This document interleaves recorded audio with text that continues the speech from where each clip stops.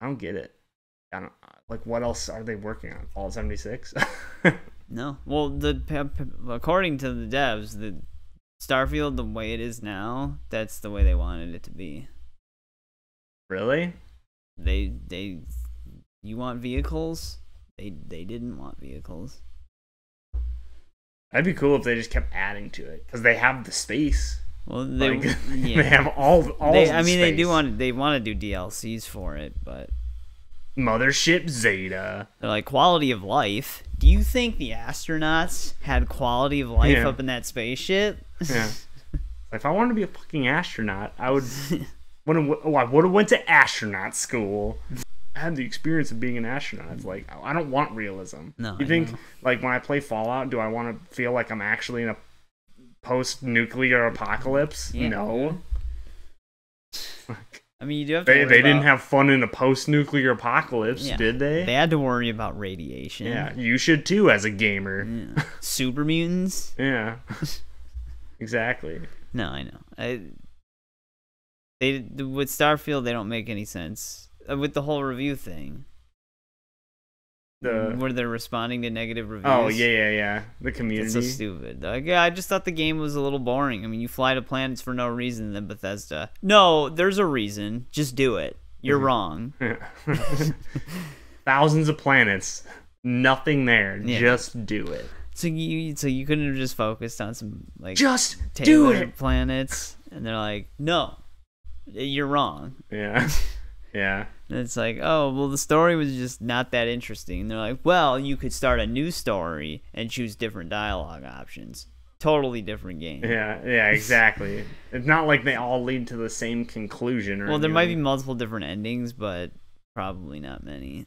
Well, maybe it's like Fallout 3 where there's hundreds of different endings. Yeah, hundreds of different endings. Yeah, that's what they said before it came out. What was it? It's like you could have the super mutant dude go in there and get the, what was it, the Gek? I forgot. Whatever the thing was that was in that highly radiated place. I think it was a Gek. Well, the main ending was just you die.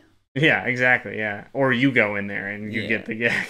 Which, the DLC, you had to wait until the DLC came out to continue the story. Which you wouldn't have even, like, you wouldn't have even known that it was coming out. What was that? It was like the Enclave one, right? I think so. But you had to save before the end if you wanted to continue playing. It's weird for an RPG. There's nothing I can complain about on Fallout 3. Fallout 3 is great. I mean, with the original ending, that would be like the only negative. Yeah, you wouldn't have even known. It's like, what? I'm done? Time and then you're dead. It's like all of your... Because I don't even think it was that it like gave you an option where it's like there's no turning back here. It's just you finish the mission and you're done. I don't remember if it did or not. This is the final mission. If you go through here, it's like, nope. It's over. Like, okay, well, I can either go to my manual save that was like 15 hours back, or I can load up my autosave where I'm in the middle of the mission and I can't do anything. And that was the only weird thing with 3 that I remember, other than Mothership Zeta being aggressively boring for a bit. Oh yeah, going through the spaceship. I don't remember anything about Mothership Zeta. You're just in the spaceship the whole time, but you're just like, if it feels like you're walking around in a circle for like 2 hours. And then you get to the end, which the end you get like the samurai sword and stuff like that. And I don't even think I got that. No, you missed it. I did. You missed it. Because I was like, dude, I want to get through this DLC so bad. And the thing that sucks is you can't go back to the wasteland. No, you have to finish it. It's like, oh god. And like all the good loot is right at the end, like right at the exit. So it's like you have to play through the whole thing just to get the good loot. Or you could just spawn it with the console, I guess. But yeah, you could get you can get the alien blaster, but that was just from the normal like ship crash, that random event. Yeah. But then there was also like the Firebrand, I think is called. Fire Lancer. Yeah, fire. Oh, okay. That one was there was 2 different ones in the original game. There was the one where the ship was crashed. That's where the Mothership Zeta DLC starts. That's like the that's like the.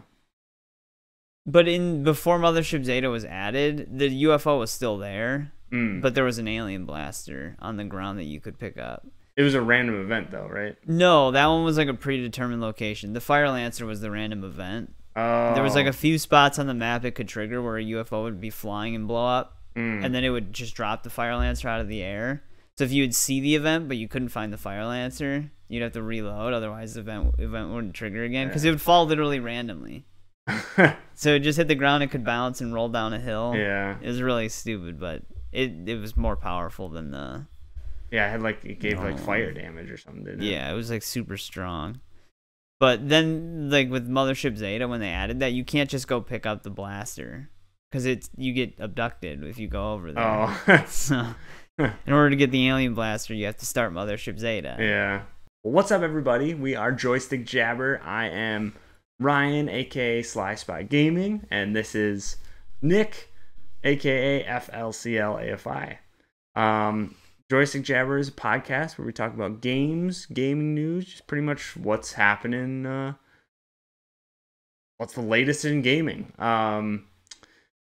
We tend to usually focus on certain games over other games, like more single-player experience type games over... Or just what we're currently playing. Yeah. Yeah, like, we typically won't cover, like, Call of Duty. We'll talk about it every once in a while, but, yeah. So yeah, what's new with you? What have you been doing? I think we should recap like two things from the last one. Oh yeah. The Last of Us 2 remaster. When we originally talked about it, it just leaked at the time. It was like an hour old news. Yeah. It was pretty new. We're on the forefront of gaming news. Yeah. But I mean, by the time we talked about it, a few hours after that, they officially announced it. So when we saw it, it was a leak, but because we were just thinking it was just going to be like another $70 game, even if you already own it. But they did. It has other game modes in it. It has like a roguelite mode where you can pick a random character and just try to survive, and then it has new story missions added to it as well. But it also, if you already own it, it's just a $10 upgrade. So you don't have to rebuy the whole game. Yeah. Okay. So it's a little bit more worth it than when we originally saw it, because at the time there were no details other than it was coming out. And then the other one that we talked about was Knights of the Old Republic remake, where they announced that there wasn't in active development. But then a day after that, one of the developers came out and said that isn't true and that it's still being worked on. Yeah. So I guess it's not canceled. So just to clear up those two. Interesting. But because when we talked about it, that was all just like recent. It was like that day only up. A couple hours old in news. Yeah. So just recap those really quick. I'm wondering that because honestly, to me, like the Last of Us roguelike survival thing sounds kind of interesting. You know what? It kind of sounds like to me, like Tomb Raider. You know how they had Rise of the Tomb Raider thing? Like how they had that like survival mode. Yeah, I just hope it's not like a trophy where they like survive for 50 days. Yeah. It's like one day is like 5 hours in game. Yeah. Yeah, so you got to spend like 100 hours to. And then if you die, you got to start all over. Oh man, yeah, that would suck. It's just gonna be a single player experience, I'm assuming. Yeah. There's no word on what their standalone multiplayer game is up to right now. Okay. Yeah. What have you been up to lately, gaming wise? Well, after finishing Alan Wake 2, I've just been grinding Texas Chainsaw again. Yeah. Because of the new characters that came out. Yeah, we'll be getting into that a little bit later. Danny and Nancy. Danny and Nanny. I still got to start RoboCop. Yeah. I started RoboCop and like I didn't play the trailer. I saw like some gameplay of it, but like I didn't really dive into it too much. But playing it is so much fun. It's actually canon. Is it? Yeah, it takes place between 2 and 3, I think. Oh. See, I've never even I need to watch the RoboCop movies now. If the first one's really good. If they're anything like the game. The first one kind of is. Second one, it has the same like tone, but the third one's completely tonally different. It's more like a kids action movie than because they introduced like Last Action Hero. Well, they introduced like a group of kids. Whenever they do that, they gotta dumb everything down. They did the same thing with Mad Max Beyond Thunderdome. Oh, because 1 and 2 are kind of violent, and then Beyond Thunderdome. Come on, kids. Let's go break some heads. He like runs into like a group of kids that help him, and then their kids are just a part of the cast. But like in 2, there's like people hitting the side of the car and their heads explode. And in 3, someone gets set on fire, stabbed with a harpoon, and ran over, but the guy's still alive by the end of the movie. In 3? Yeah. Yeah. So it's just Home Alone it. Every time they add a group of kids to a movie, they gotta change everything. You've seen Home Alone, right? Yeah. Harry literally gets electrocuted, and he's a skeleton. Yeah. Well, that is a kids movie. He's fine. He lives. Like, it'd be different if the first Home Alone was, like, super violent. And yeah. then Home Alone 2, they introduced a kid, and then it became that. But... Well, it was. You know, Home Alone, like, the Home Alone series is actually a prequel to Saw. Yeah. That's where he learns and gets his bloodlust. Yeah, that was him as a child. Yeah. Like, that's actually a theory, I think, is that Home Alone is, like... He's John Kramer. Or whatever. Is that the guy's name from Saw? Kramer? From Seinfeld? Yeah. I forgot. Yeah, I don't remember. Have you seen this on? I've seen him, but I've only seen them on TV. I haven't actually like sat and watched them. The first one's, I mean, at this point, the twist is kind of already known. But yeah, I mean, I know that once you know the twist of the first one, it's a hard movie to watch again. Yeah, it's really like boring. Yeah, it's like, dude, he's right there. He's right there. Well, even when you compare it to the other Saw movies, the first Saw movie, not much really happens at all in that movie. Yeah, they're just sitting in that room. No, I wonder that had to have been the like cheapest movie to make. Yeah. Probably. I mean, well, horror movies usually don't have that big of a budget, anyways. But this one, they just literally had a room and like that's it. Yeah. A little bit of fake blood. So yeah, you're playing RoboCop. Yeah, sorry, off topic. Yeah, RoboCop. No, it's a lot of fun. It's actually a lot more fun than what I was expecting. But like the gunplay is super fun. It's super gory. There's no kids in it. And then you get to like investigation portions that are awesome too. Yeah, I mean it's a nice change of pace from the massive open world games that we're typically playing. Yeah. Yeah, I only played the demo, but the demo is basically probably the whole part opening. that Yeah. Which I knew that I was gonna like it, that's why I bought it, but I was just in the middle of the whole entire Alan Wake series. Oh yeah. Dude, there's been so many games that are coming out that have come out. Because I still want to play Hellboy as well, which I mean I'm not expecting a whole lot from that game, but I mean, I'm always down to play a Hellboy game. Yeah, it doesn't look like that would be my type of game. From what you said, like the very close to the comics, though. Like the visuals of it. Yeah. Okay. What else? Lance Reddick also voices Hellboy in that game. Oh, really? Yeah. Is that like one of his last? I think roles? So. It's one of his last voice performances. Wow. Because he was supposed to. We were talking about this earlier. He was supposed to be in. Yeah, he was supposed to be in Alan Wake too. He was supposed to be Door. Mr. Door. A door, just yeah, the door. Just a door. Which there's a reason why, but you probably get into that, right? Huh? You probably get into that. No, I didn't even realize it at the time I was playing the game. Oh. I didn't realize it until I saw that he was credited, and I was like, why is he credited? And I looked it up later. I was like, oh, he was supposed to be Warland Door? You got to put that whole thing out and be like, how these games are connected. Well, I'm sure that there's probably some of those out already. Yeah, I mean, they didn't fully connect Quantum Break, but I know what they're doing to set it up. What you didn't know about Alan Wake. Yeah. Well, I have this one theory, which you wouldn't know anything about it. But I looked it up, and other people have like the same thought process as I do. But I think one of the characters in the game is like a version of a character we've seen in a previous game. Huh. Yeah, dude, I gotta get through your every time I'm like in this this is probably gonna get cut, but I'm in this, and then ridiculous is on in the background, and it's just like the weirdest shit is constantly happening. That's always what's going on. Like I just saw this weird looking dude like crack an egg on top of his head. He's like, oh no, and then there's this chick like deadlifting, and then she just starts like spewing vomit out of her mouth, and I'm sitting here trying to like have a serious conversation, and I see that. Oh, it's just funny. Anyways, yeah, I'm still getting through your playthrough of it. I'm still on part 5 where he's in the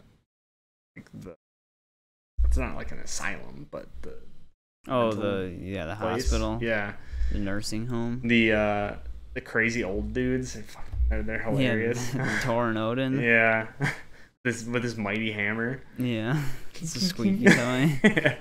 Yeah, so I'm still getting through that. I actually beat Spider-Man 2, so that was one of the things that I did this like since our last podcast, and it was good. It was really good. I enjoyed it. I do have some things to say about it. And like a lot of people are putting it above the other game. But I guess there's going to be spoilers, so if you don't want to, we can just talk about Spider-Man. Yeah, that's fine. At this point. There's going to be spoilers, so for those who haven't beaten it or don't want it spoiled for you, just skip ahead. Or if you're just listening, just keep it on mute forever. Yeah, just keep it on mute, and then we'll tell you when to take it off mute, okay? Yeah. So just listen for it. But no, I did enjoy it, and I enjoyed the like symbiote storyline. I was expecting it. Did you though? I did. So okay, so my whole thing was that a lot of people are putting it above Spider-Man 1 and 2. I guess the criteria for that isn't really shown. Like I know IGN had it on their list above Spider-Man 1 and Spider-Man Miles Morales. But I don't know if I would necessarily do that. Like story-wise, to me, the story for Spider-Man and Miles Morales was better and ended better. At least it ended better. Like the conclusion to me felt better than 2. You know what I mean? Well, two overall has a happier ending than 1 and Miles, because in one Peter's mentor, the person he looked up to his whole life, turned out to be a psychopath, and Aunt May dies. Yeah, that's how that game ends. And then in Miles, it's awesome. And then in Miles, his best friend that he grew up with turned out to be a psychopath and sacrifices herself because she almost killed everybody. Well, actually, so in that one, because of Roxanne, but in Miles Morales caused it. Yeah. Well, yeah, she had some weird issue that just arose out of her for some and she was willing to wipe out all of Harlem. But no, to me it was more of the sacrifice from Miles. Like he was sitting there like absorbing all the energy, and then he just couldn't anymore. And then she like, I guess turns. Well, he absorbed all of it, but he was gonna blow up. Yeah. He was gonna release it. And so she flew him up, and then like he blows up. He killed her actually. Well, she killed herself technically. Yeah. That was my issue with the story, is how irrational Finn was. Like she's like unbelievably irrational. Yeah. To the point where she has people that do care about her, but she acts like she doesn't, and she's willing to lose everything for it. Yeah. Her character didn't make sense. That was my issue with the story. It was good, but my issue was the story that Finn just didn't make sense. She was just completely irrational, and there was no logic behind her motives. Mm-hmm. I don't know. Maybe it's because it just felt like more of a like sacrifice from the hero. You know what I mean? Yeah. Well, I mean, Peter's willing to risk it all for Harry and too. But I don't know. Maybe it's because I lost, like, when he started turning evil, I just lost. Oh, but that happens in every symbiote story. Yeah, I know. You No, can't I know. get excited about the black suit story and then not expect Peter to get all pissed off. Well, no, I know. Like, I enjoyed that, but in turn, though, like, it's not as much of I don't know, that sacrifice. Like, it doesn't pay off in the end because, like, Harry ends up living. You know what I mean? Like, he was a huge dick, and so he should have to carry those consequences Well, he does. forward. He's in a coma, but I mean, he does have to live with what he did. Yeah, but what it seems like he'll probably get out of it, and then it's not even gonna like. To be fair, it's not like Harry wanted to do what he did. No, I'm talking about from Peter's point. Like, and I know that they've discussed Peter not being the Spider-Man, main Spider-Man going forward, Yeah. but from Peter. Like, the fact that he was, because he, throughout that and through the end, he holds on to that, and he feels badly about what he did, and it was obviously out of his control, like we all know that because of the symbiote. But the fact that, like, he has to live with that shows, like, the sacrifices of what happens with being a superhero. But he doesn't, like, if Harry pulls through, he doesn't really have to live with that. Like, it doesn't have to weigh down on him. But we don't know. Like, we're talking about what ifs, though, in that case. Yeah. Which, if they do kill him in the next one... Well, I don't think they're going to kill him. Like, here's the thing is, like, Harry, he's in the same boat as Peter. Like, if he has to pay for what he's done, then Peter should have to pay for what he's done, too. To some extent, because we don't. I mean, Peter went on a rampage across the city. I know. I'm Like, not Harry, saying because Harry. like, well, yeah, but both of them, like, they were both taken over by the symbiote. Yeah. So it affects Harry's mind too. I mean, and we saw what happened. Like, Venom straight up killed Craven. Like, chomped his head off. But no, which was actually a good thing. Yeah, no, I know it was, and the whole Venom like part where you play as Venom for a little bit, like, that was awesome. But I mean, the real culprit behind all of this is Norman. Yeah, honestly, yeah, he's the main villain because he's the one who gave his son the stuff. Yeah, I mean, he knew the risks too, because Dr. Connors Connors didn't even want to use the symbiote, but Norman did.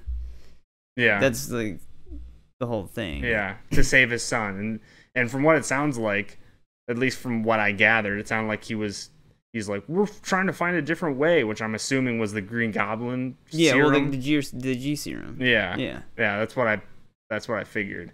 So I'm assuming he'll test it on himself. Yeah, or first. or something, and of course it'll be fucked up. Yeah, or he'll just use it on Harry right away. Yeah, and then he'll be the new Goblin. Yeah. And then Harry will have to live with that again. Yeah. Well, I mean, the thing is, the main person, like, who should pay for their crimes, it would be Norman. Is Norman. Like, Harry is kind of innocent in all of this because he didn't have a choice in any of it. Yeah. Yeah. No, I agree with that, and it sounds like Doc Ock feels the same. Yeah. But yeah, I mean, I enjoyed it. I was just. Like, I'm not saying I didn't enjoy the game. Ryan, it sounds like you hate it. I did like it. It's like one of the only games I've 100%ed in a while. But my probably since Spider-Man 1. No, Miles Morales. Oh, did you actually 100% that? Yeah. I didn't know that. Yeah. I mean, I mean, it's not a super long game. No, I know. But no, I like I said, I enjoyed it. I enjoyed the symbiote storyline. They set up Carnage. Yeah. But to me, it's also going to be weird because of the fact that now they're saying that Peter isn't the Spider-Man going forward. Well, I feel like with Spider-Man 3, because they do introduce that other Spider-Woman girl at the end, Silk or whatever. Yeah. So maybe they'll do Spider-Man 3, like you can switch between 3 different heroes. Maybe, yeah. Or because, like, I don't know why they wouldn't include Peter again. Yeah, I don't know. Because they set up more stuff for him. Mm-hmm. Like, it'd be weird to give Miles the whole Goblin story arc with Harry. Because, like, Miles doesn't even interact with Harry that much in that game. He meets with them at the carnival, talks to him for a little bit, and then that's about like the main in-person interaction they have. Yeah. It's also going to be weird. Well, because we know now that there's still symbiote out there. Yeah. Like, Cletus, or that's his alias, but the Flame, he took the, he like got the symbiote, so it's still out there. But the thing is that when they destroyed that rock or whatever, would that have not destroyed it, or was it protected in that? I don't know. Thing? Maybe it destroyed all the other symbiote everywhere. It might only, yeah, I don't know. There's a plot hole. Yeah, they might explain it later. I don't know. No, it's in this protected, sealed case. And but what I mean, because it also turned red too. Yeah. So maybe it's just like a different symbiote. Yeah, if we're going off the movie. Yeah. Maybe that one can hack the U.S. government with just its tendrils. With a laptop at a gas station. Yeah. Just like right from here. Yeah. But the other thing too is you were talking about the symbiote invasion part. Yeah. Yeah, I wasn't a fan of the actual symbiote enemies. Like, I thought that was kind of I'd rather fight just like the human enemies. What did you think about that part? I didn't mind it, mainly because in all of the Spider-Man games that did have symbiote enemies, that one did it the best. Because in the PS1 Spider-Man, there's some symbiote enemies, but they're just like goop, and they just like disintegrate when you beat them. In Web of Shadows, they have a decent amount, but Web of Shadows is kind of weird, where when you upgrade yourself, you become so powerful that you have all these huge combos that you can't use. Because they have bigger Venom type enemies in that game that they kind of look like Venom, but they're like brutes, and they like interrupt combos. And then those smaller enemies, they die before you can do the full combo. So you're not really able to use your combos. And then they have some symbiote enemies in the Carnage section in Shattered Dimensions as well, but they're like kind of like, you know, like the green ones in 2 that just like die in like one hit. Yeah, that's kind of what they are like in Shattered Dimensions, but that's just how they are. They're like a horde of aliens basically. Oh, okay. Like in 2 they actually have like a bunch of different archetypes of them. Yeah. And then they also make you use like all of your stuff. Like Kraven's enemies die so fast. If you get the aerial damage combo, you can kill all of Kraven's, or will knock all of Kraven's guys out in like 2 to 3 hits each. Yeah, well, I was gonna say, like, I felt the opposite. Like, I felt like the symbiote enemies were like way too spongy. Like, they took too many hits. They require you to use your gadgets and everything. Like if you hit them with your gadgets, the Sonic thing, and but if you combine that with the other gadgets, you can take them out really quick. But you needed to use all your stuff. It also gave you a reason to use your rage mode more often, because you didn't really need to use it. That's actually that is a good point. I didn't when I was fighting Kraven's enemies, I didn't really use it that often. But yeah, I felt like it was like, okay, well, I need this, and then when you're in bigger fights, the stuff doesn't replenish like quickly enough, so it's like, oh, I'm out of gadgets. They just felt kind of spongy. Well, you get the free gadget every 4-hit combo use thing. Yeah.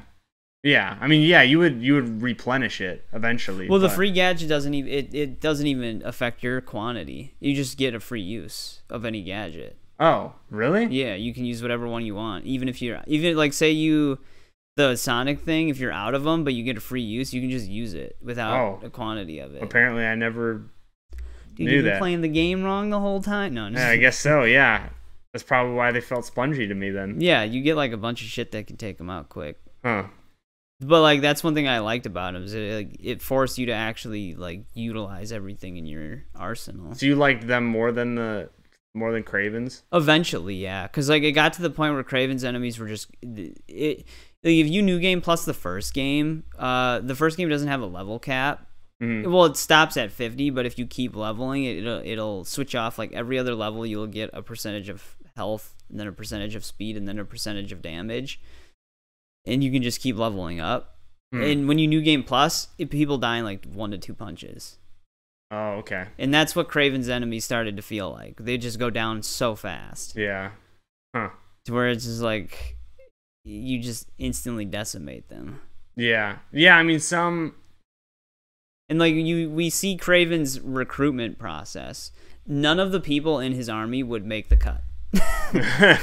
Yeah. You just get beaten up. Yeah, you gotta, like, go into the fight, MJ right? can take them all out. That's true, yeah. Dude, MJ's a badass. She is super powerful in that game. She almost took out Spider-Man himself. Yeah. With the symbiote suit. That part was crazy. Did you ever actually wait to see what happens when you're trying to run away from him? No. You just wait, and it's creepy, dude. Like, he just flings in front of you, and he's like sitting there, and then he just like attacks you. He just kills her. Yeah, she's dead. She turns into Screech or whatever the hell. And that's the multiple timelines. All the timelines that split where MJ's dead. You decided to wait. Yeah. Yep. And then Peter's got to live in those other multiverses because that's also a thing in this. Yeah. Like, if you collect all the spider bots. Yeah. Connects to. There's so much like in the game. Also, Vulture's dead, so we won't be seeing him. But yeah, they're all of the original Sinister Six except for Doc Ock are apparently dead. Yeah. Who? So wait, who was all? Oh, Rhino. Yeah, that's right. Rhino's the only. There was like that one. There was like an out of bounds map glitch, and you know where you fight in the arena against Martin Lee. There's like another duplicate version of that arena in like a smaller scale with like no assets, but there's just the chair, and then there's trophies of all of the Sinister Six behind it. And Rhino's head is on the wall, same with everybody else's, except Doc Ock's, obviously. But that was all like, that didn't show up in the game at all, and nobody knows if that is what they did to Rhino, because Rhino's the only one that you can't find any info on. Well, yeah, I mean, I thought that Rhino got killed in Miles Morales. Doesn't Finn kill her or kill him? Or was it not specific? It wasn't specific. He was like talking a bunch of shit to her, and she stabs him. But I thought that Miles said that he was still alive. Because I thought he thought Finn killed him and like crossed that line. Yeah. But then he was fine. Huh. But yeah, I mean, all the rest of them are. I mean, Kraven even killed Shocker, which he wasn't even a part of the Sinister Six. But Chameleon. Yeah, which is Kraven's brother. Yeah. Which I don't know if that's canon. I don't know. I don't know that much about Chameleon. The only reason I called it in my playthrough it was during one of my live streams when I was just finishing up some of the free roam activities. I said, I wonder, because like it was all, you're investigating all deceased people, and they were like all sharing stuff. I was like, I wonder if they're trying to set up the like Chameleon or something like that. But the only reason why I thought of that is because in the Amazing Spider-Man 2 game, it's based off the movie, but a totally different story. Chameleon, they set him up at the end of that game. Huh. Oh, at the end, like he was gonna be the Amazing Spider-Man 3 villain. But, dude, I would have loved if we would have gotten an Amazing Spider-Man 3 like movie, because they set up the Sinister Six. I know people still wanted a Spider-Man 4 for the Tobey Maguire movies too. Doesn't sound like we'd get Paul Giamatti back, but really hated playing the Rhino. We're getting Kraven and Madam Web. Yeah. And the heavy hitter Morbius before that. Wait, they're doing another Morbius movie? No, that's what. Oh yeah, okay, like in the same universe. Yeah, the other massive success. Remember all the villains that you love to hate? Well, not you. You're gonna love to love them. Well, they're turning them all into anti-heroes anyway. I know. So. Dude, that. Everybody is just getting an anti-hero storyline. Spider-Man won't even have any villains to fight. I know. They're all gonna be his pals. Yeah. Spider-Man and his pals. He's not gonna be friendly. There's gonna be no need for friendly neighborhood Spider-Man anymore. What's up, Vulture? My best friend. Yeah. They'll probably set up Keaton's Vulture to be an anti-hero. I mean, it seems like they were already starting to do that. Well, I don't even know what they're doing with that anymore. Me and my best friend Kingpin. Yeah. There's also that, yeah. I keep seeing stuff about them saying that like Daredevil is gonna be a DLC or something. For what? Spider-Man 2? Yeah. Oh yeah, I did hear about that because the Murdoch and Nelson building, the plaque was gone in Spider-Man 2, and it had like a note saying that like the rent wasn't paid, so that they were like kicked out. And then one of the updates added the sign back. And then there was also like a glitch again with like where you could go out of bounds, and there was like an area you could go in that was like all Daredevil stuff, like Murdoch stuff. Huh. So I don't know. That's gonna be fun. I mean, that'd be cool. I mean, it would be. It's just you're playing and it's just black. Yeah. Because he's blind. Dude, I wish that canceled PS2 Daredevil game. Was it based on the movie? I don't know. It didn't look like it, but movie-based games didn't really look like the movies anyways. But that game would have been awesome. Yeah, we haven't had a Daredevil game, have we? No. I don't even know if Daredevil has really shown up in any games. He was in Spider-Man for PS1. Oh, was he? Yeah. I'm pretty sure isn't he in Ultimate Alliance? No, he just shows up in the story. I don't know if he's in Ultimate Alliance. I mean, I never played. He's in Lego Marvel 2 and 3. Oh, okay. Well, that is the pinnacle. Yeah, I mean, I'm surprised he's not in Fortnite. Fortnite. Maybe he is. He might have shown up. They got everything, dude. They're gonna be having Peter Griffin soon. Yeah. Peter Griffin versus Goku. Yeah. Versus Darth Maul. Versus Michael Myers. Yep. Classic lineup. And then Superman comes in with his assault rifle. Yep. Homelander. Wait, is Homelander in it? He might have been. I don't know, dude. Everybody's in Fortnite. Yeah, they have everything, man. I guess that's Spider-Man 2. Yeah, Ryan didn't like it. No, that's not. No, I would say that I would probably give it a 9 out of 10. Jeez, might as well give it a 1. Yeah, what would you give it? Probably 9. Yeah. Like I said, it's not a bad game at all. I enjoyed it quite a bit. I'm just saying that in terms of story-wise, like gameplay-wise, I actually do think that 2 was much better than Miles Morales 1. There's like one move they changed that I wish still existed, that you have at the beginning until you get an upgrade.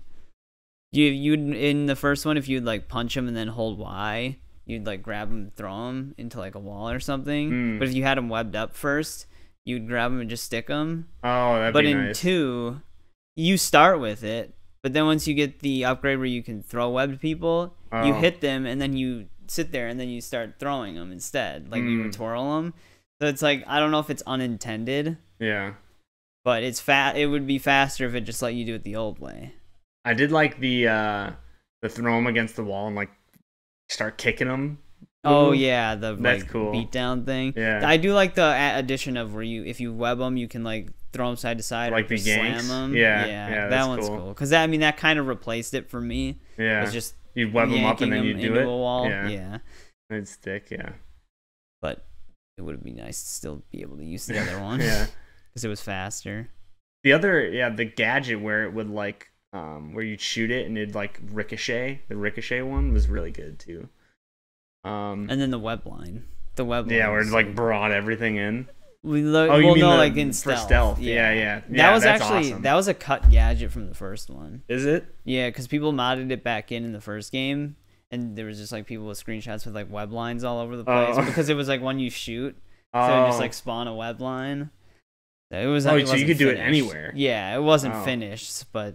Yeah, it was gonna be something. I mean, it's really overpowered for stealth. It is, yeah. No, it's especially when you get the one where you can take 2 of them from the web line. Yeah, it's OP. It's ridiculous, but it was a nice touch because Spider-Man should be able to do that. Yeah, I was actually surprised that the aerial moves when you're like doing the web swing and stuff. Yeah, I was surprised that they took some of those out. Like they removed some of the ones that you had from Miles Morales. What other ones could he do? He had like just when you're swinging through the city, he had like a different set of them. Like he had much more that you could like go into from other ones. Oh, for the tricks? Yeah, like the tricks. It was actually really cool because you could like set up crazy looking like. I thought they reused the same ones because like if you go sideways then forward, he still does like he like has the flex. He still has the upside down one. He still has one where he like kicks his legs out. I don't know. There's some, forget which one I was trying to do, but I think that they removed some of them. There were some like crazy ones that you could end up doing. I mean, I'm glad they gave Peter some. because he didn't have any in the first game. Yeah, I was actually expecting them to like differ, like because I think you first start out as Peter, I believe, or do you start as Miles? I forgot. It's the whole Sandman boss. Yeah. But I remember, I think it was Peter. I was trying to do the like tricks, the air tricks, and but he doesn't really have the same ones. But maybe Miles will have, some like the ones that he had from the other one, but they were different. Like they both just shared the same move, which is fine. Like I'm not. They're different in two. They have different air tricks. Do they? Yeah. I mean, when you're diving, they have like a similar front flip, but otherwise their sideways spins are a little bit different. And Peter's his front thing is different too. His back flip is different as well.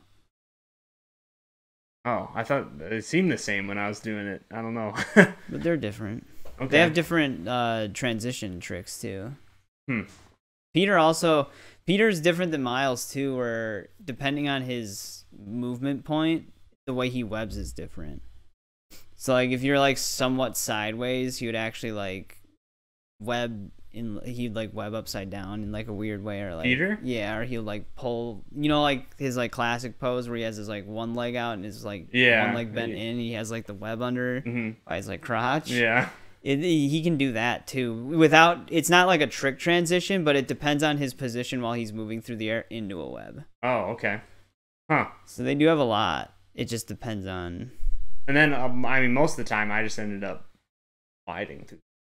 Yeah. Because once you get like those special moves where you can just like launch yourself up and forward, like. Yeah, and then you can instantly refill it with tricks. Yeah, that's pretty much all you need, essentially. But yeah, no, I mean, like I said, I enjoyed it quite a bit. Just story wise, I don't think it had as much of like a. The conclusion wasn't as strong, I don't think, as 1 and Miles. Yeah, I think, like I said, I think they just wanted to do something different. I like seeing Venom, though. That was cool. He looked awesome. He's voiced by the guy who plays Candyman in the original movie. Forgot the actor's name. Yeah, I think they just wanted to move away from the hero sacrifice because they already did it. Yeah. That's probably why it didn't feel as strong. To me, at least. I mean, I'm sure to others it was probably fine, but... Peter's like, how many people do you want me to sacrifice? That's my thought, dude. Everyone's got to die. In Spider-Man 3, MJ dies. Yeah. Like, thinking back, how strong of an ending was Amazing Spider-Man 2? Like, when Gwen dies? Like, in the movie? For me, it's just like, I don't think they want to keep repeating that. Yeah, I would be fine with it. Because, like, they killed Aunt May off in the first game. They killed Finn off in Miles. It's like they're going to kill Harry off in 2. It's like, Peter needs to save somebody. No. No, he saves no one. He actually killed more people in this one than... Yeah. No, but, I mean, I do like the fact that everyone was like, no, like, the only way you're going to stop it is that he has to die. Yeah. But then he like, I guess he doesn't. No, he's just in a coma. Yeah. Like, you have to kill him. Well, essentially he did kill him. Miles had to bring him back. Yeah. Yeah. But they saved him. Yeah. I mean, the whole game's like point, the whole thing was just them being okay with not being able to like shoulder every responsibility. Because like Peter's whole thing was just he was always overwhelmed. Well, and it was I feel like a big part of it was like moving on too. Yeah. Like they both held the burden of essentially their parent or figure dying. Like Miles' dad, he held on to the anger for Martin Lee. Yeah.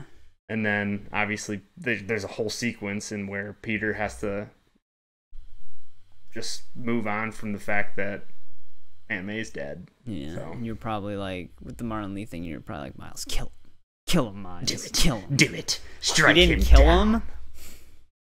Another negative. No, see, that I liked that part. Venom should have killed him.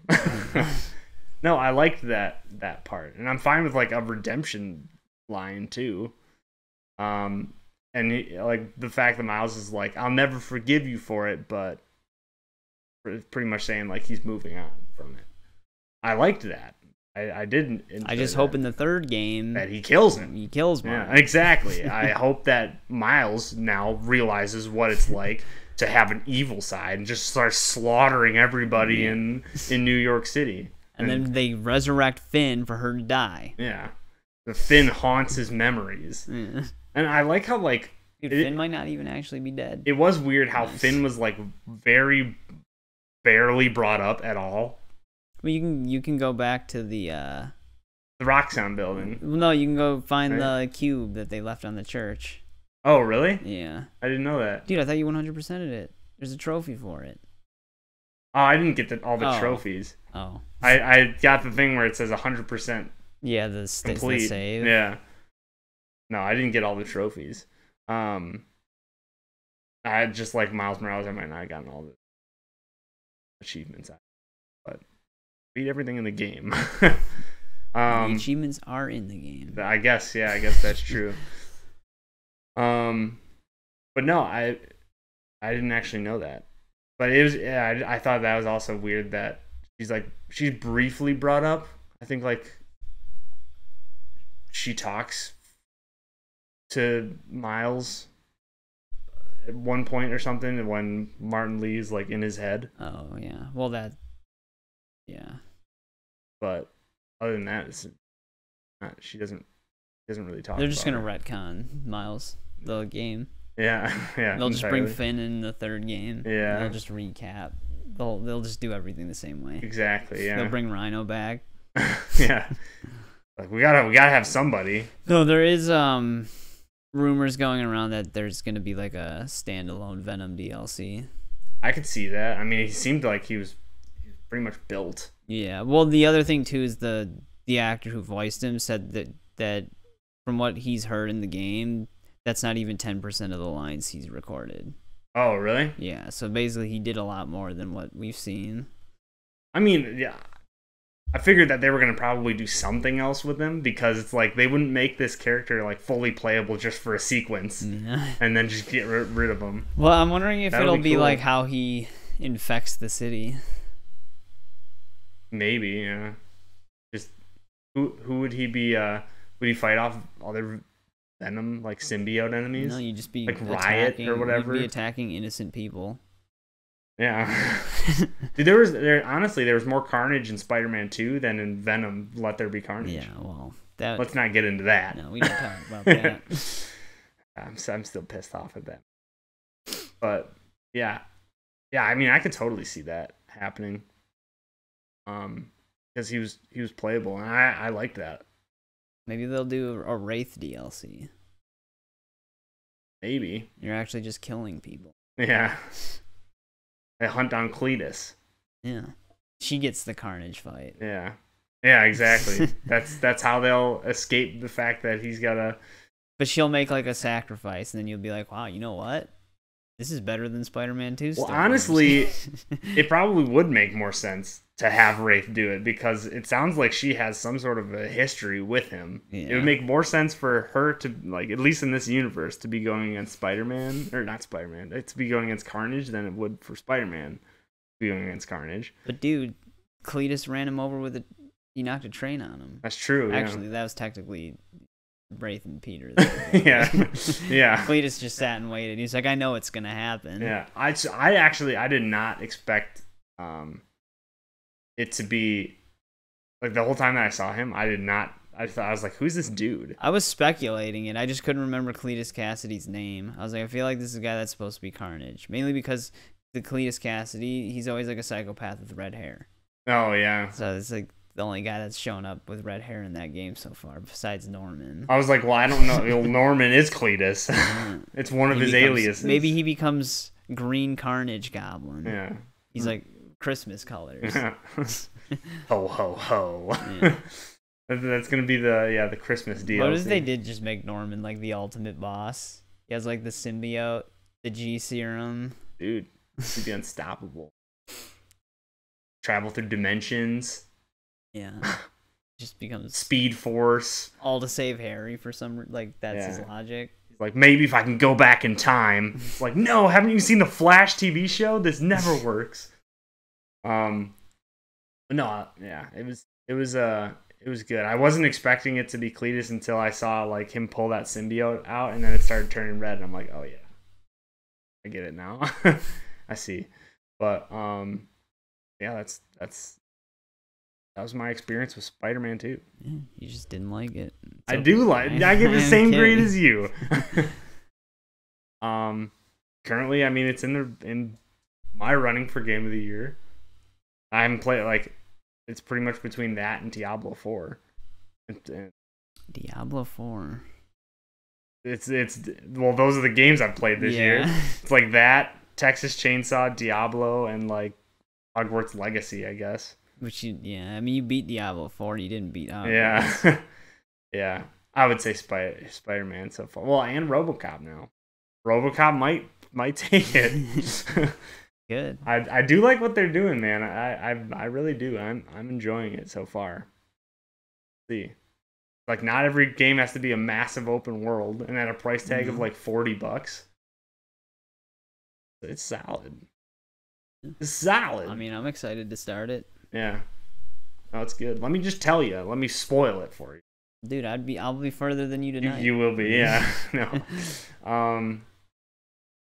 What else we got? I mean, I can't really talk about Alan Wake too much. Both played something that we can't talk about. Yeah. So we won't talk about that. I mean, there's the Texas Chainsaw stuff. Yeah. The new update. We don't have a DLC. We don't have a Mortal Kombat rant this week. No, they've just been doing the same old. Oh well, there's the one thing is Anthony Starr confirmed for the second time that he won't be voicing Homelander. Yeah. Yeah, that's weird. That. That's so weird to me. It's like, why not? WB might not just be paying enough. I don't know. Maybe that's why. Or there's a scheduling conflict, like The Boys season 4 or something like that. Yeah, is it in season 4 already? Mm-hmm. Oh yeah, it is. Dang, holy cow! Maybe that's why they didn't. They never went through with Ash. It could have been because I mean Ash is showing up everywhere. Yeah. We can't get the rights to him, but yeah, he's literally in Fortnite. He's in Call of Duty. Yeah. There's a Evil Dead game. Yeah. That's being shut down. It sounds more to me like they don't want to pay the voice actor to voice him, and you're not gonna like Ash without having Bruce Campbell is pointless. Well, the guy is weird because they have like a voice cast list for the DLC characters, and the guy who impersonated Arnold in 11 is in it. He's in the voice cast list, so people don't know if he's going to try to impersonate Homelander. No, yeah, for one. Oh, okay. Because everybody else is credited. John Cena's credited. J.K. Simmons is credited. But Anthony Starr's not on the list. We didn't have the budget. Yeah. We ran out when we had to get John Cena, okay, guys? But he's in Call of Duty. Homelander. I would honestly, I would rather have Anthony Starr than I would J.K. Simmons. Well, to me, because if he was the person who's dude, I'm still pissed off about the fact that I essentially had to pay $10 for this ridiculous announcer voice. That's yeah, I wasn't even like interested in the announcer voice though. Let's just get rid of Omni-Man as a character. But I mean, like when he voices Omni-Man in the actual game, it's fine. Yeah, no, it's good. But as the announcer, he's just monotone. Yeah. Yeah. I guess there is a Mortal Kombat rant that we're having today. Yeah. I guess we could get into some Texas Chainsaw. Oh, the other thing we can quickly touch on if we didn't mention it, the GTA 6 trailer. It's coming December 5th. Yep. So very soon. Same day as I believe it's the same day as the Avatar game drops. Yeah, Far Cry Frontiers of Pandora. Yeah. I'm watching it. I got sucked into their narrative. I was like, oh man, this looks really good. But then thinking in my head, like I have to hold myself back because I'm like 6 billion collectibles. I'm not like I've never seen the second movie, but I've watched the first movie on TV and stuff like that. I've never seen it in like theaters or anything. it's not a bad movie, but I don't understand like the whole massive world thing. Like the whole thing it built, like it being like one of the I mean, it had obviously like the special effects are like top quality and groundbreaking, but the movie itself, I don't know, it was fine. Like I didn't think it was like the most amazing movie ever. It's James Cameron, right? I think so. Yeah. I mean, like, and then I had no interest in seeing the second one. I think that's the whole thing is like James Cameron, like the way that he pushes the boundaries of filmmaking. I think that it's. I mean, I understand like that warrants this because like the movies do look insane, especially like when the first one came out. Yeah, that was like groundbreaking special effects. Yeah, but like it was just the movie itself that I was just like, oh yeah, it's fine. Like it's a good movie, but I didn't think it was like holy shit. Yeah, let's make 16 more of these bad boys. So like, I mean, the map in Frontiers of Pandora, like the world looks really good. Like the way that it's like really fleshed out and dense looking, but like. It's a Ubisoft game. Yeah. So that's like all an illusion. Exactly. That's exactly what I was saying. As like I'm drawn in by the allure of this game, but then it's the experience of playing like the past couple of Far Cry's, the past couple of Assassin's Creed, where it's like, oh, I don't want to dedicate like 160 hours to be exploring Pandora when I know that I'm gonna probably be like, okay, this game loop is getting a little annoying by like the 60th hour. I mean, you'll probably get it, but you probably won't finish it. No, that's the thing. Is like that's exactly the thing. Is like I want to get it, but it's one of the games where I know it's going to be a massive time commitment if I do want to try to finish the game, and most likely won't even end up doing it. I wasn't even gonna get it. I was just gonna skip it. Yeah. I'd just wait. It looks good, but I think I'm open worlded out. The only Ubisoft game that I think I'm looking forward to is their Star Wars Outlaws game, but because that actually looks like they're doing something different with the way the game plays, like the presentation of it, the presentation of it. Is it first person? No, it's third person. Oh, but like when you see like the movements and stuff like that, it actually looks like they're working on it. Like when you see like the movements of Assassin's Creed, it feels like it's downgrading as the game goes on with the way the games play, just to compensate for like all of this other stuff they're throwing into it.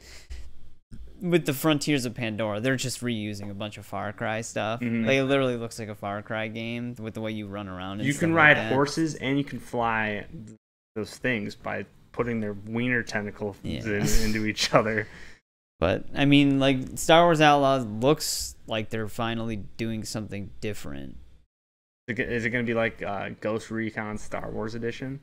It looks better than that, but I don't know.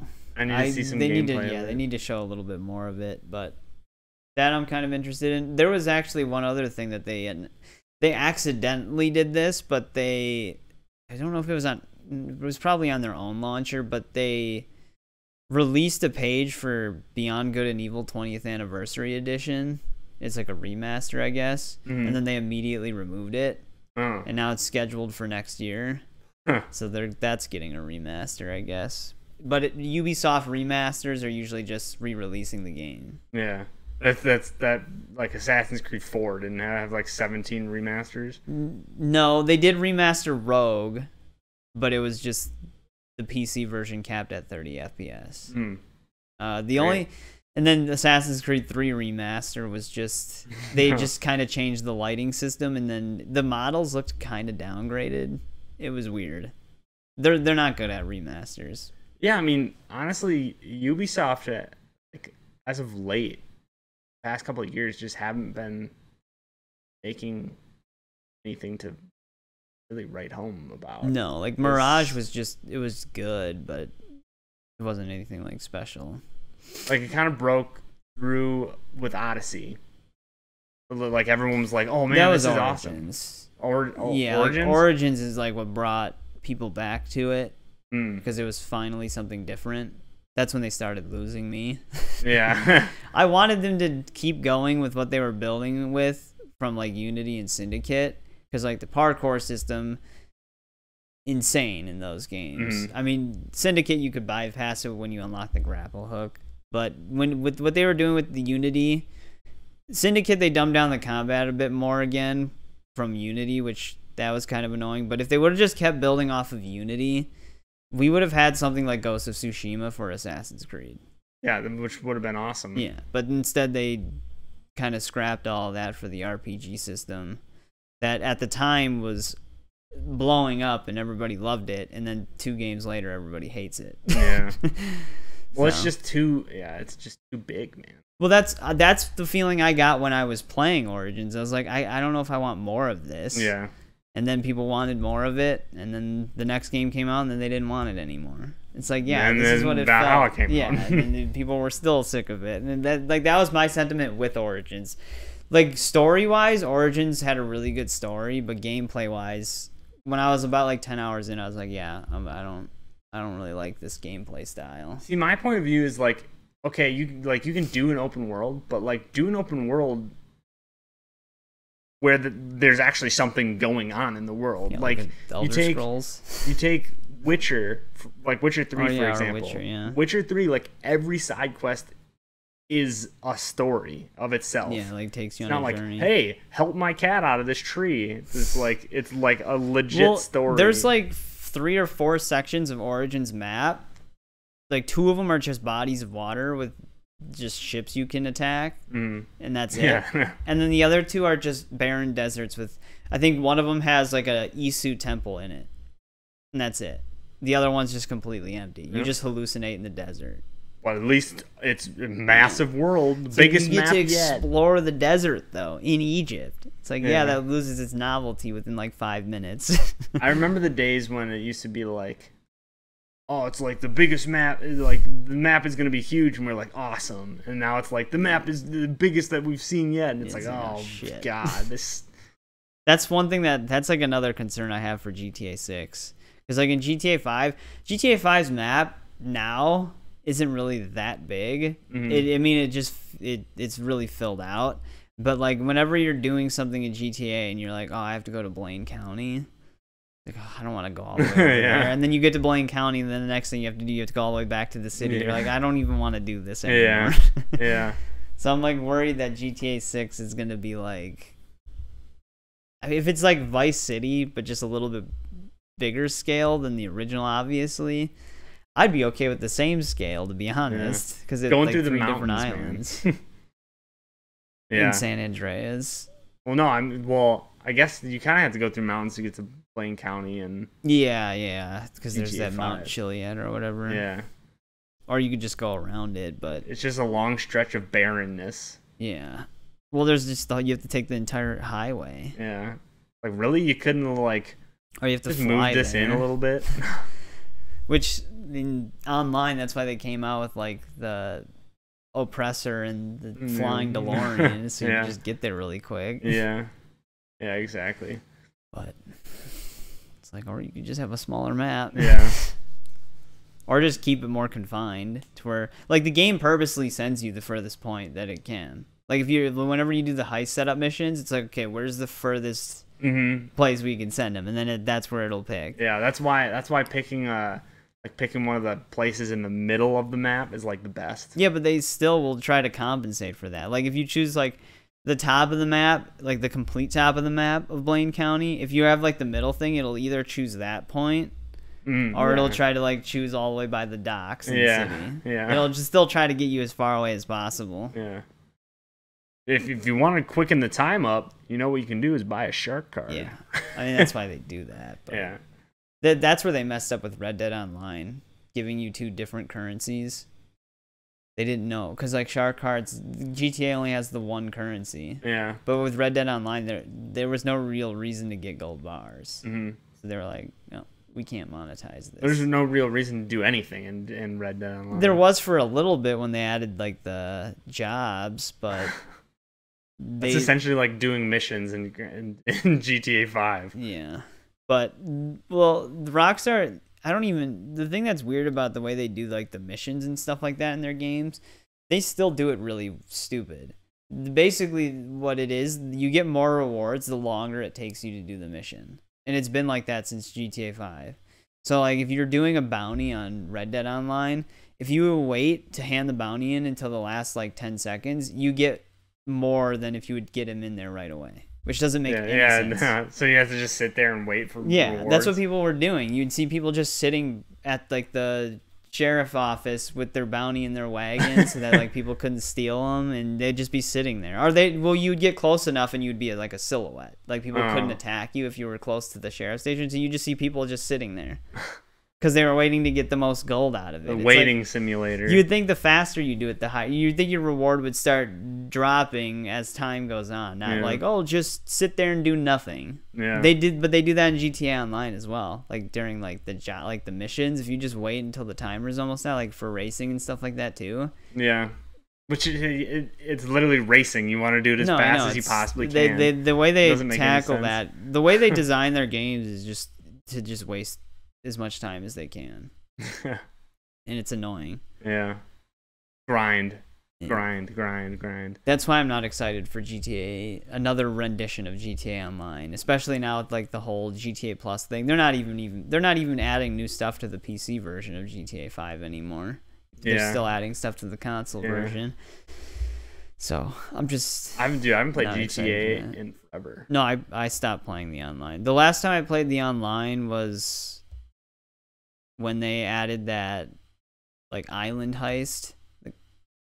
I think I stopped playing before that. But I didn't even do the heist. Tiger. Yeah. The people were complaining that the game had like massive performance issues after that update, and he was too. And he was telling me, he's like, I know you have a 3090, but if you go on there, you're gonna have bad performance. And I was like, oh, I can try it. It's like even if I do, it doesn't matter. I wasn't gonna play the game anyway, so I went on there and it was fine for me. Oh. So then I stopped playing it, and that was like the last time I really played it. Yeah, I think the last time it was just for that I had played it was when me and you were actually doing the two-person heist. Yeah, the diamond. They finally, after like 15 years of the game being out, we're like, here you go. Here's a heist that you can. Yeah, without 4 people. Yeah, exactly. So it's like, oh, finally. And so we raked in so much money. I know. And then that's when it started too, because it was like, okay, now I don't have anything to spend it on. Yeah, now I have a Batmobile. Like, yeah, I didn't care about just buying like every car they added each week, because it was just like, who cares? You know, what were they called? The you don't want the Sprite like car. The supercars or whatever. Yeah. I don't know. I guess I'm trying to find a good way to transition into this, but I guess talking about waiting and grinding, we can go into Texas Chainsaw. Oh. Yeah. I was gonna say, talking about monetizing and spending money. Yeah. But yeah. So there was a massive update. I guess. Yeah. Pretty. I mean, in terms of the game. Yeah. In terms of the game so far, it's been the most like massive. 2 new characters were added to Texas Chainsaw Massacre, which were Nancy and Danny, who we've been talking about this a little bit in the past podcast. But they also added a new map, which was Nancy's house, but also a bunch of fixes and like not fixes, but changes. Well, some fixes and changes. Yeah. No fixes for me. Yeah, no, they added new bugs. They specifically added in new bugs for me. Yeah. People's clothes get all messed up. Yeah. People don't die when you're hitting them. But yeah, I mean the worst thing about the update it's Dead by Daylight's charges for their characters too. Yeah. But the position that Texas Chainsaw is in right now, charging for new characters is not the move. Yeah. Like if the characters were free, they would probably have brought in a lot more new players, or even just old players who stopped playing. But charging $10 for each new character, most people, the only people who would do it would be the people who've been playing the whole time. And, yeah, I mean like us, I guess. Yeah, and then just people, because no one's gonna come back to the game to buy a new character if they stop playing. Yeah, exactly. Yeah. So that was close. I was close to not playing anymore. Yeah, I mean Nancy's house is free, which makes sense. because yeah, it's like what you already have an issue where people are leaving lobbies or lobbies that's aren't the other filling. thing is they got to figure out something with the lobby dodging, because it's gotten to a point like they are catering to the people who are like holding the game hostage essentially. The squeaky wheel gets the oil. Yeah. Right. Yeah. So like basically the worst thing about the game is kind of its community. Yeah. Sorry for those of you who play Texas Chainsaw Massacre. Well, we're a part of that community, Yeah. but like it's just people lobby dodge all the time, so you spend a lot of times in lobbies. But it's not the majority. It's the minority of players. That's that what you play would the think, game. but then it happens to us all the time. Yeah. Like literally 7 out of 10 games we play exhibit these problems. Yeah. So it happens more often than it should. Which again, as a new player coming in, it's like, what the heck? What's going on? No, I know. Like, if and you're then you not- finally get into a game, and if you don't know how to play it, you spend more time in lobbies than you would in the actual game. Yeah, lobby simulator. Yeah. Um, Because the lobby dodging is really problematic. Because the thing is, well, with some of the changes, the pressure tank for Valve, it used to be in the basement in Slaughterhouse. yeah. So people would lobby, like family members would lobby dodge Slaughterhouse because they felt it was too easy for victims to just use the valve and get out. So now they moved the valve to the surface so that it's easier for family, and they still dodge it. Yeah. Yeah. And then people also lobby dodge because they didn't feel like playing Leatherface because he was required. Now they removed that requirement, and people still leave because no one's Leatherface. Well, yeah. I mean, it might also be because we talked about this. Like, it might also be because people just don't know. No, I know that fact. But me and you are kind of on top of the changes and everything. I'm surprised that they didn't roll out, because we had discussed this in one of the other podcasts too, about them having the in-game currency you can earn. Yeah. I'm surprised that they didn't roll that out alongside this. I think they're still deciding how they want to do it, because the other thing they made it sound like is they made it sound like they wanted to do more of like a battle pass system as well. So they might be trying to do like a currency thing with the battle pass. So I don't know if like Speedo Cook. I'm gonna mention it every podcast. So we get Speedo Cook. I don't know if they're gonna let you earn like characters specifically. They might just let you earn outfits and stuff like that. Yeah, I don't know.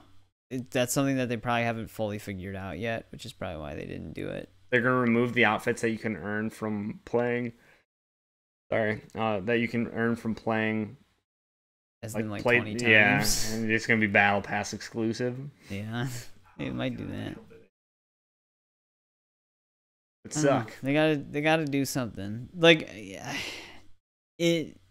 adding a penalty for lobby dodging. That was my suggestion. Yeah, that could work, but sometimes you also have to leave the lobby.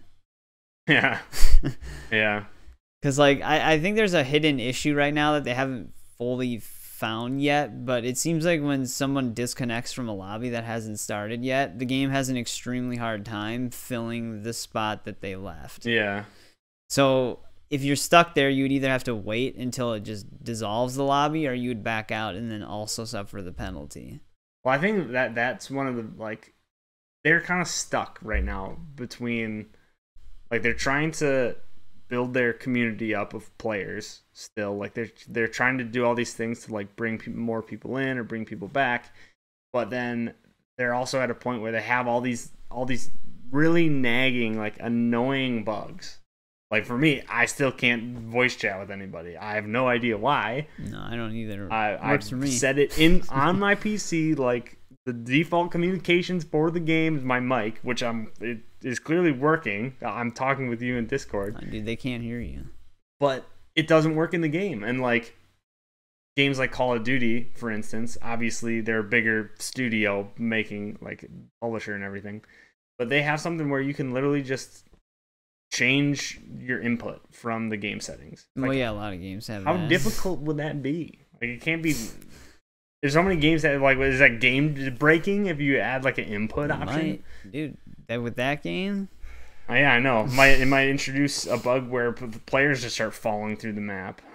I'm surprised that actually wasn't something. Apparently that remember that Julie we fought who was invincible?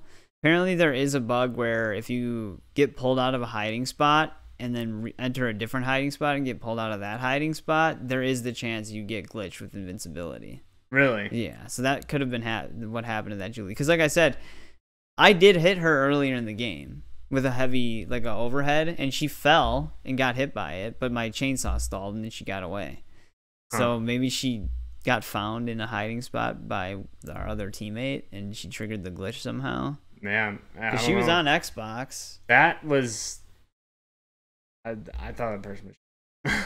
Well, yeah. For sure. They still could have been. They could have been, yeah. But, I mean, there is a bug that you do get invincibility now. Yeah. Well, I don't know. That, like I said, there's that, too. Like, there's But I've only ever seen that happen once so far. There was a Connie that we were playing against that just got...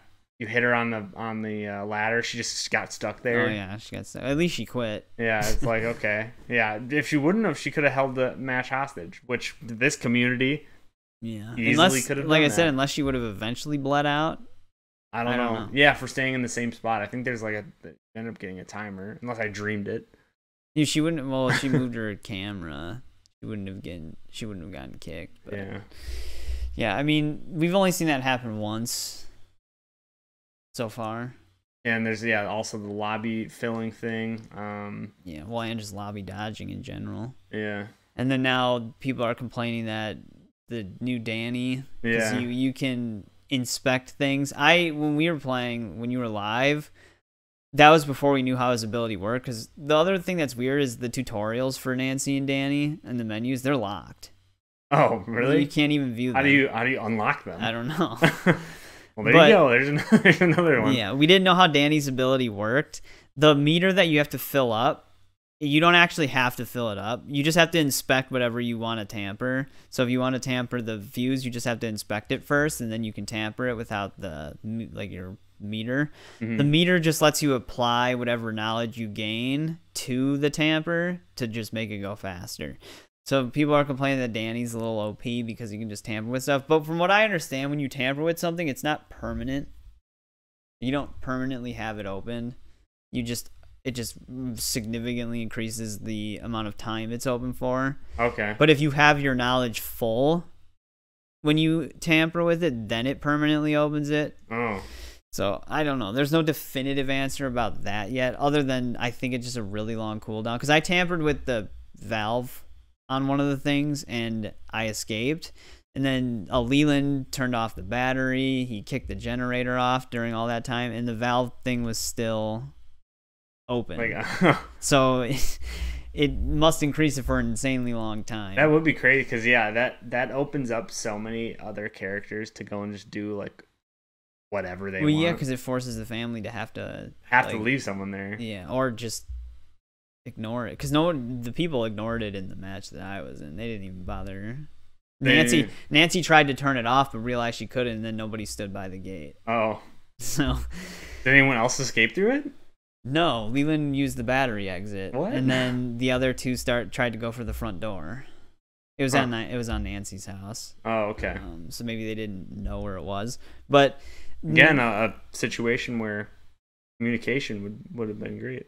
I could have typed, I guess, but or they were fine. I mean, someone on the family side disconnected. I had another game where I was Anna on gas station, and everybody died right away, except for me. And so I was just hiding in like bushes, and the battery gate I was slowly unlocking, and I was doing like one notch at a time, and then I'd hide in the bush again to see if anybody would walk by. And then the hitchhiker and Leatherface quit.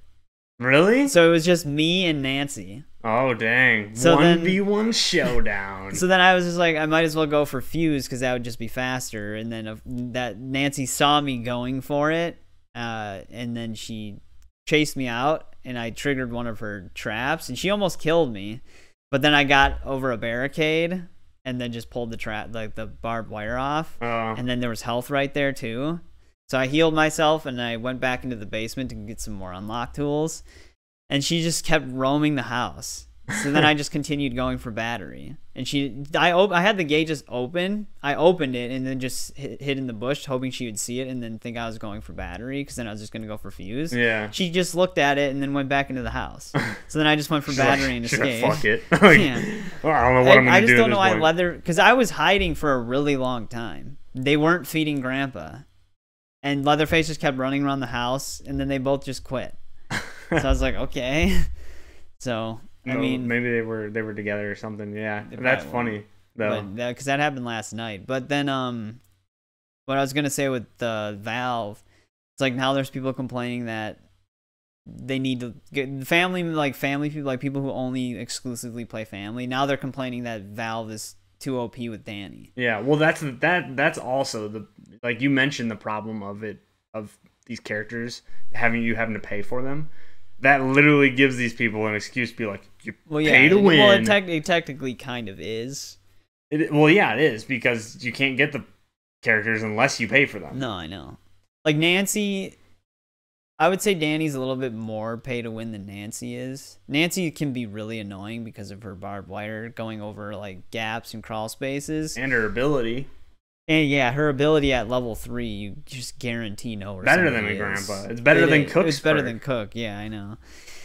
But with Danny, like the stupid thing about the complaint though is that at no point, other than when Valve was in Slaughterhouse basement, at no point did you ever have to really guard Valve. Yeah. Ever, because you could easily turn it off. Mm-hmm. And now it's without Danny, it's even easier to turn it off. It only takes like 2 seconds to turn it off, and it repressurizes, so it resets if the family turns it off. So like before, if a victim would turn the valve on, the amount of pressure it would build up would stay if family turned it off. So you could just keep turning it on, it would eventually open the gate. Yeah.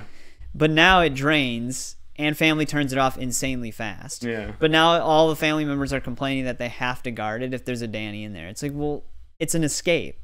You should have to guard it. That's again the thing with this community. Well, I guess it's any online community where there's some sort of a competitive nature to the game, is you're gonna have people complaining about like metas, and it's just gonna be constant complaining. But with the pay thing, it's gonna give more people an excuse to just be like, screw it, like I'm not doing, like I don't want to put the money into buying $20 worth of characters, so that.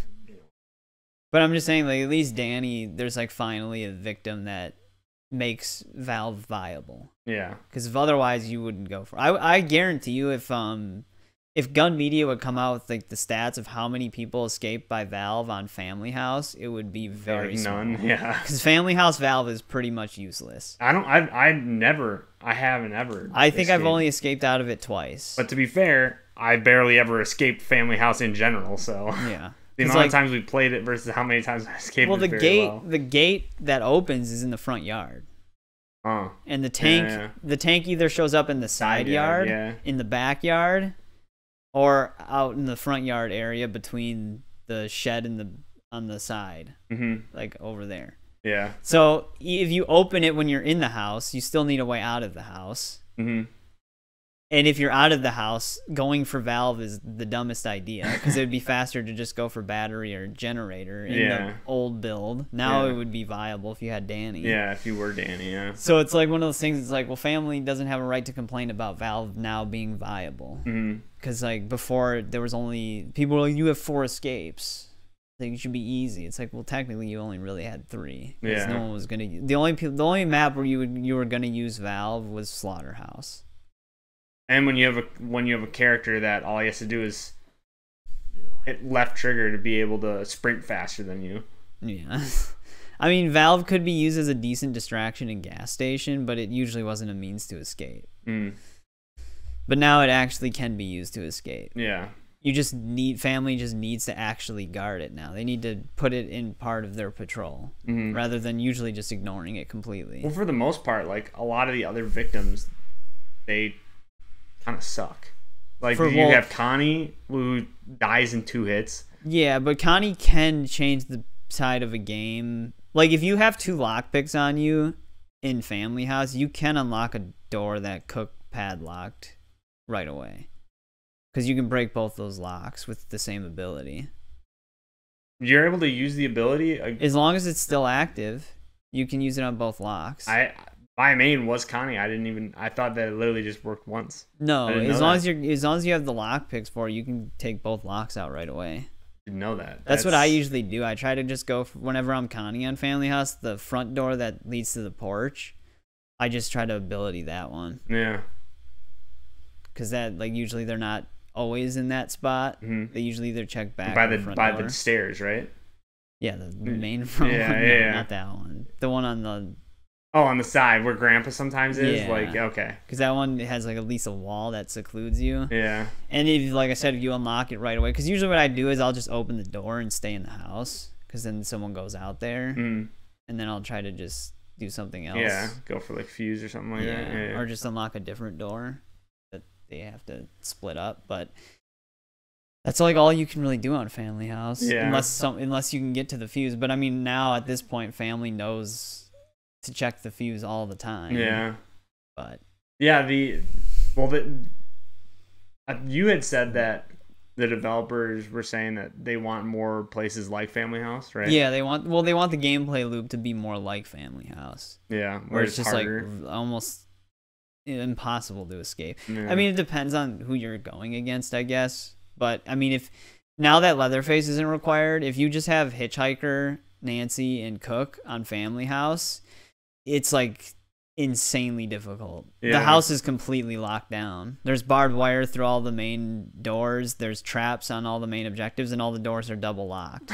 So that you just can't really do much. Yeah.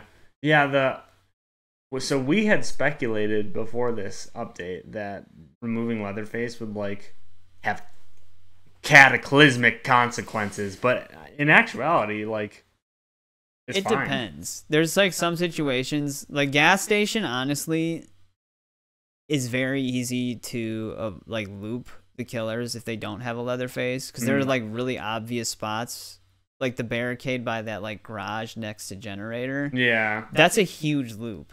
And there's a basement entrance right there, so that's an easy way to save yourself. If that door is open. Well, yeah, but I usually just open it. Yeah. Because if they don't have a Leatherface, you can open up all the basement doors, no problem. So yeah, I mean, you could potentially help it by having, if you have Nancy or something, putting a trap in that gap. Crawl space. Yeah. But I mean, you just use the barricade. Yeah, you're not going to be able to do anything unless you have two killers come. Yeah, which is a lot of wasted time. Yeah. So it depends on the map. You don't need Leatherface on Family House. You don't really need him on Nancy's house either. He helps on Slaughterhouse though, because there's some really annoyingly placed barricades on Slaughterhouse sometimes too. Well, and there's so much a lot of times, because Slaughterhouse is just so big. Yeah.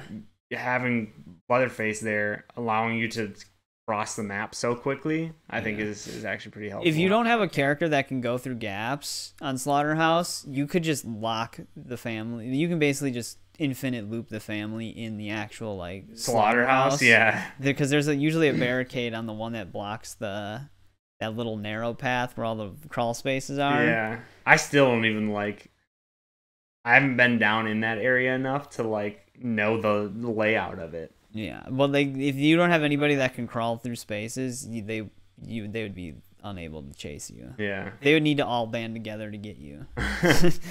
Unless you have Nancy, just put a bunch of. Yeah, but she'd need 6. Yeah, well, I found out this will probably get patched, but you can actually, there's a perk where it's called Pins and Needles. Pins and Needles, where you can actually place Nancy's trap. In the gaps, and you can pick the trap back up, but with this perk, I guess it has up to, I think, a 25% chance when you have it at level 3 to not actually even use one of the traps when you place it. So the crazy thing is that I was testing this out. I was like, is this gonna work? And of course it does. I don't know if the devs if this was intentional. It's probably not. But you can essentially put the trap in place between the gaps and pick it back up and keep doing it until it doesn't use one of your barbed wires. Yeah. Yeah. So you just get a free one. Yeah, which is nuts. Yeah. Like you could trap everything. Yeah, if you took the time to do it. I guess it would depend on the team you're fighting, because some teams move really quick. Yeah, like it's gonna take a little bit, but once you have the 25%, like 1 in every 4. Yeah, but with video game odds, I mean, 50-50 is usually 1 in 10. Yeah, exactly. Yeah. Yeah. So. Yeah, I mean, a lot of stuff, a lot of changes. Yeah, a lot of changes in that game. Way too many. There's like 200 and something, so there's way too many to go through each and every one. We just mainly touched on the major ones. Yeah. Yeah, definitely. I'm excited to see what they're gonna do with like I said, the in-game currency. There's still the museum mode that they had talked about. I don't know what their future content plans are. Shirtless Johnny. Yeah. As far as like other characters and other maps, they haven't said anything. I mean, what like if you were a developer and you were gonna add a new character, like what kind of a character? Well, they just keep coming up with original characters. Apparently, like the missing girl Maria that's in the game, you were supposed to be able to find her body on one of the maps. Kind of like Roy in Friday the 13th.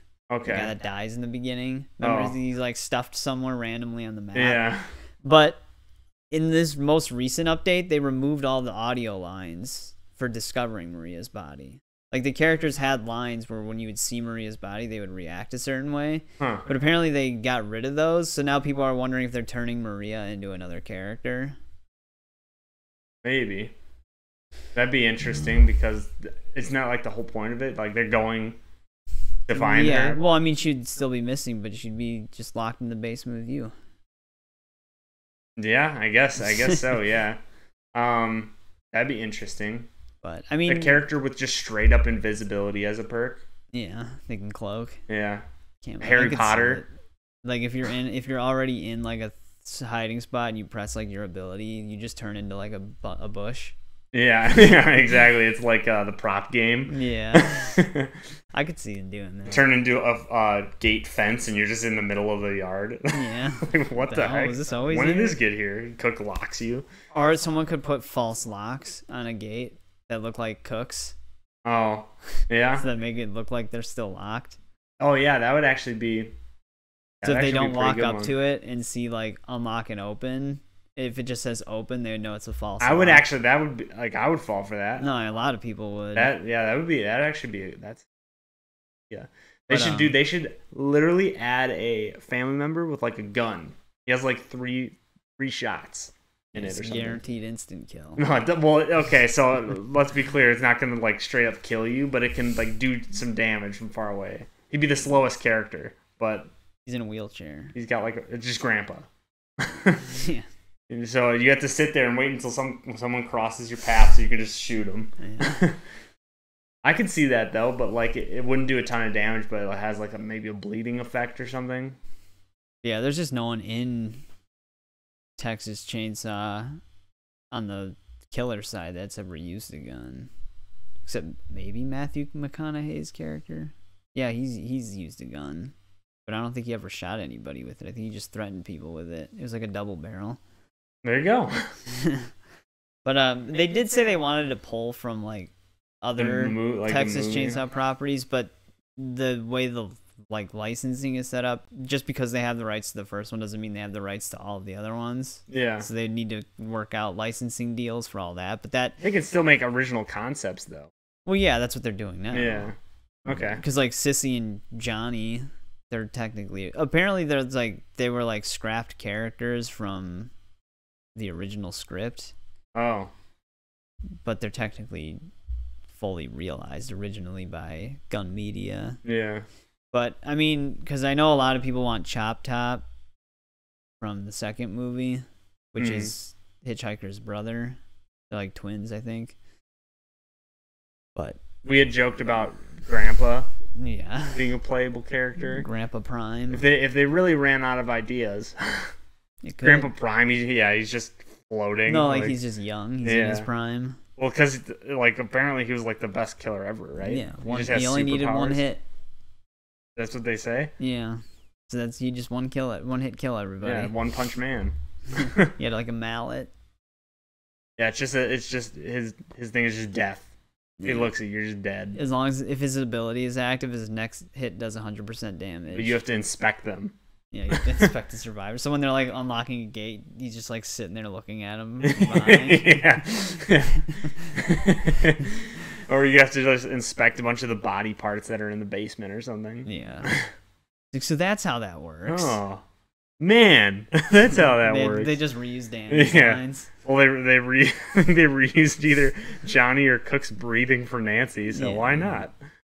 No, it's and when she's tired out, she's like, oh, it's like Jesus. I know. Ma'am, it's I'm a ma'am. But I mean, I think that's everything. For me. Yeah, that's like all the major stuff. I mean, there's like some minor, like they announced like a bunch of minor random games but stuff, nothing that I know anything about. Yeah. Oh, one thing is that I will most likely, so the week of, let's see, I think it's December 11th. Or December, the week of December 10th through the 17th. Games Week is going on in Atlanta, and Atlanta Dreamhack is going on, and I'm most likely going to be going to that, so it'll depend. We might have to figure out a way to do, because there's like a lot of stuff that I want to cover when I'm there. We might figure out a way to do like the podcasts, Discord or something. Be fine. We've done it before. We'll just play Police Simulator while doing it. No, it'll be just because there are probably a lot of things that I want to talk about and cover, so it'll probably be a pretty heavy week of making content and stuff. But yeah, so that will be exciting. But if you're going to be going to DreamHack Atlanta, let us know. Let me know. Let us know. Dude, you're gonna get jumped. Yeah. Hey, aren't you that guy? I know you. I've seen your face. Ha, I heard you didn't like Spider-Man 2. I heard you gave it a 9 instead of a 10. Like, so did Nick. Yeah, but he said more positive things. But he liked the ending more than you. Yeah, just give me crap. I enjoyed the game. I heard you wanted Harry to die. As mine, yes, that would have been great. As like, for me right now, that's my game of the year. It was a great game. Right, you can just say. Yeah. But yeah, that's really my updating. So like for you, game of the year right now is Modern Warfare 3. Oh yeah, MW3. That's right. Yep, that takes it. Then it's Diablo 4. Diablo 4 is above. Is it? Yeah. And then it's Hogwarts Legacy. Yep, I haven't beaten it. And then it's Spider-Man 2. Yep. No, RoboCop. Oh yeah. For that. Just like the opening hour of RoboCop. Yeah, exactly. It's above Spider-Man 2. What else? Texas Chainsaw is above that. Yeah. You know what? Spider-Man 2, I don't even consider it a game. No. It doesn't even make my top 10. I'd put Mirage above it. Baldur's Gate is probably gonna win Game of the Year, to be honest. But that Baldur's Gate's above that. What else? Redfall beats it. Oh yeah, Redfall did come out this year. Yeah. It just feels like it came out 10 years ago. Yeah. What else? Tears of the Kingdom. Have you played it? I haven't even played it. It beats it. Any game that came out this year is above it. Better than Spider-Man 2.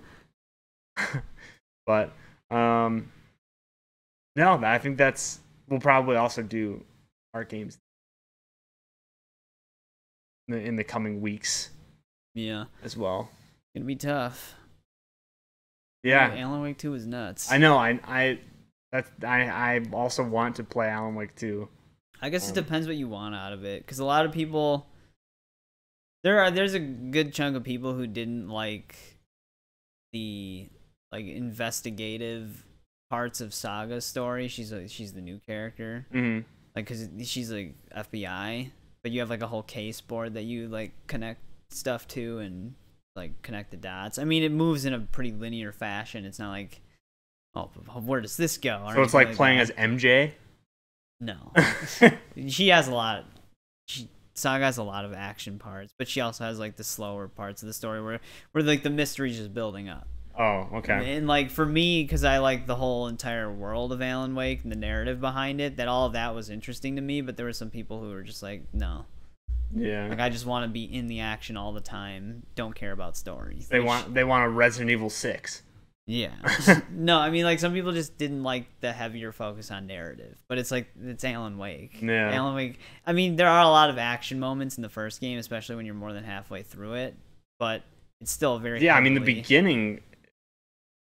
From what I've watched, not what I remember, but from what I was watching of your playthrough, is like it's very narrative driven. Yeah, it's very much like that in the second game too. The entirety of like part 5 so far has all just been you like talking to these characters in this hospital. Like, but like the game does such a good job storytelling that it like it's interesting. Yeah, it does. Yeah, that's what Alan Wake 2 is like. But there's people who just that weren't interested. They can go play Modern Warfare 3. Maybe there were people that never even played the first one. Yeah. See, that's the thing is like that. That's kind of why I'm trying to catch up. Well, that's why I decided to play through the first one again because it's like it's such a complicated story that you need the context of the first game. And I mean, American Nightmare. They're not like American Nightmare is most likely canon. I think Sam Lake even said it was, but it just adds a bunch of context to the overall lore. Okay. But I mean, timeline-wise, American Nightmare happens 2 years after the first game, and then 2 happens 11 years after that. Oh. So there's a huge jump. And Alan's mind is always all jumbled. Even in Control, he doesn't even remember what the hell's going on. Yeah. And I don't even know when Control takes place. I mean, I'm from watching 1 still, I don't know what the hell's going on. So if it's anything like what he's going through, yeah. Yeah, so it's definitely a very heavily story-based game. It's kind of like a Telltale game, but you actually have like fighting in it. Like two plays very much like a Resident Evil remake game. Okay. Yeah. Or remake better than Spider-Man 2. Oh yeah. I still forget that came out this year because it came out so early.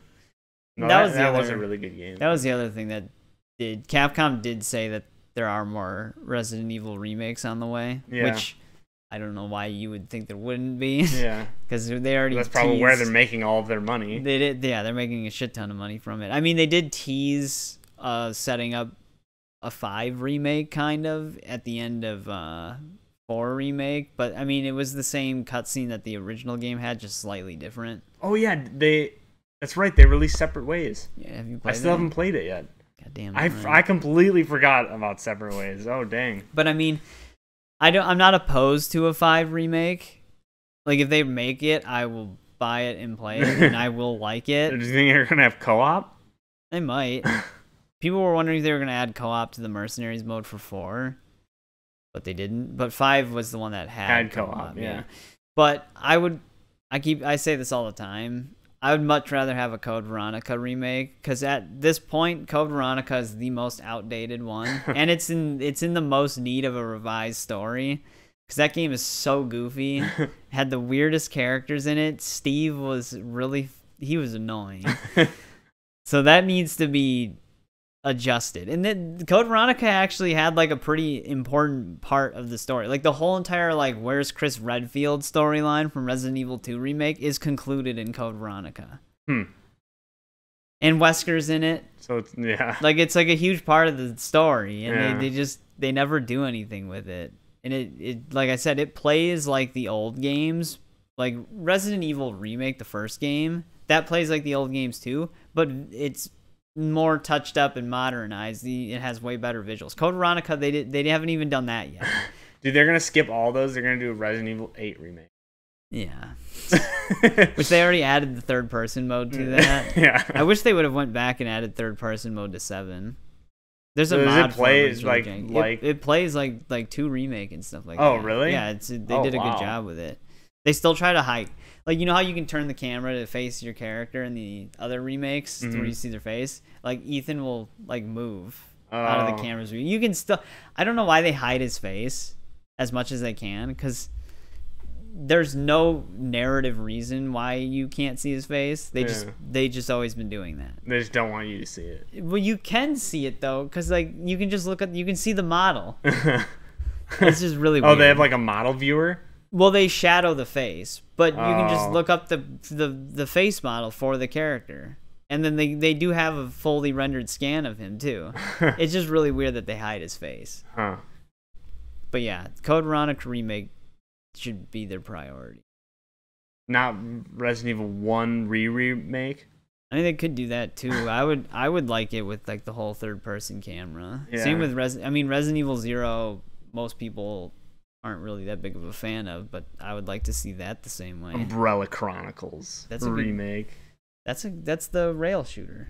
Oh, I mean, no, what am I thinking of? Operation Raccoon City. Yeah, Operation Raccoon City. Yeah. Outbreak. Outbreak, yeah. But Those are all getting their remakes. Umbrella Chronicles, I mean, they wouldn't do anything with that, but that does have, like, extra missions that fill in some of the gaps. Oh, okay. Same with Darkside Chronicles. Like in 4 Remake, you know how they were talking about Operation Javier from time to time between Leon and Krauser? Oh, yeah. Like they had all those files of the mission they went on. Darkside Chronicles has that whole mission. Oh, really? Yeah. Huh. That'd be kind of cool. Is that what messed up Krauser? No, it's weird. Like that's where he realizes that the government's corrupt. But I don't know. He's Krauser. Yeah, he's insane. But all right. I guess that about does it for this week's podcast of Joystick Jabber. I have been Sly Spy Gaming. I'm always just here. He's always here. It's FLCLAFI. That'll be loud. Ryan and Nick. If you enjoyed the podcast, obviously, if you're on YouTube, like and subscribe. We haven't put it on anywhere else yet. Start figuring that out. But yeah, thank you guys all for coming and hang out, and we will see you next time. See you guys.